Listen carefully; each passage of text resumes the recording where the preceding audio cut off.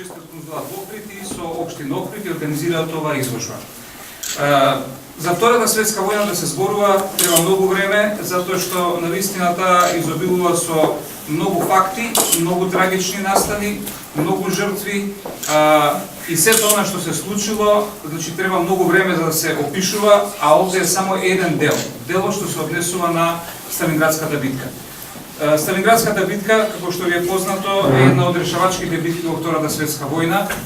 Со според некои проценки загубите од двете страни се скоро 2.700.000 жртви, а само во војска околу 480.000 од руска страна и 500.000 од германска страна. Меѓутоа, таа битка е една од решавачките битки за понатамошниот тек на Втората светска војна.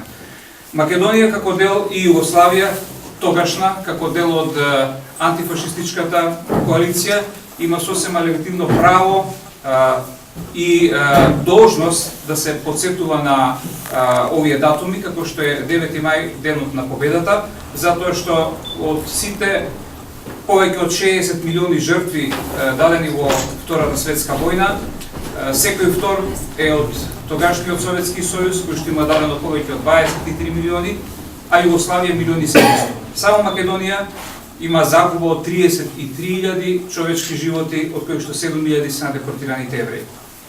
На почетокот би сакал да го замолам градоначалникот на општина Охрид да ни собрати и да ве поздрави. Благодарам што ме позиват.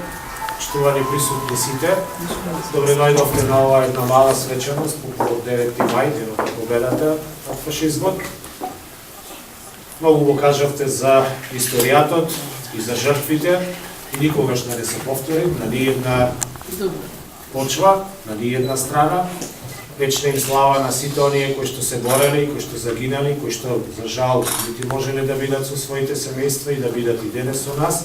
Меѓутоа, наша должност е да се сеќаваме на тие историски моменти, на тие сепак и без оглед на жртвите убави моменти, затоа што човештвото од тој момент отишло напред и ќе оди се повеќе и повеќе напред.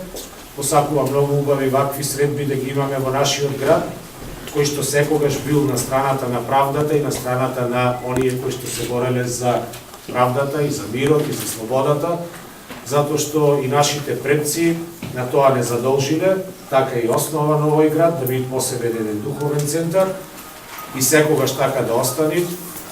Јас на крајот само од моето обраќање до вас ви посакувам да имате многу вакви средби, да имаме многу заеднички настани, имаме досега една убава и коректна и плодна соработка, така треба и да продолжи понатака и се разбират овие две држави кои што денес го создаваат ова еден мост на пријателство, да го продолжуваат тој процес кој што сме го започнале и се повеќе и повеќе да одиме напред во еден мир, слобода и да имаме еден благодет во нашиот живот. На сите вас ви посакувам благодарност што дојдовте и понатака да се сеќаваме на овие моменти кои што ги имаме и да имаме, се разбира, како што реков, многу вакви пријатни моменти. И благодарам на сите, и благодарам и вас што ни возложите на ово убаво место, значајно за нашиот град, да имаме ваква една природна изложба.